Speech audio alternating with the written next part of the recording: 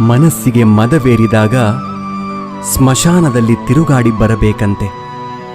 ಏಕೆಂದರೆ ಅಲ್ಲಿ ನಾನು ನನ್ನಿಂದಲೇ ಎಂದು ಹೇಳಿದ ಎಷ್ಟು ಜನ ಮಣ್ಣಾಗಿರುವವರು ಕಾಣಸಿಗುತ್ತಾರೆ. ಭಗವಂತ ತಡ ಮಾಡಿದರೂ ನ್ಯಾಯ ಮಾಡುತ್ತಾನೆ, ಆದರೆ ಅನ್ಯಾಯ ಮಾಡುವುದಿಲ್ಲ.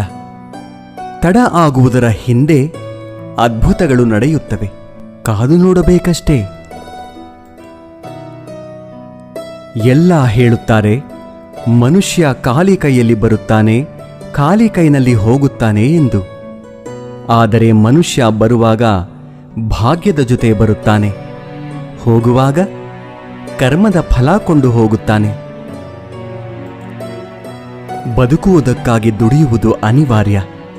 ಹಾಗೆಂದು ಫಲದ ಮೇಲೆ ಕಣ್ಣಿಟ್ಟು ಕೆಲಸ ಮಾಡಿದರೆ ನಿರಾಸೆ ಹೆಚ್ಚು.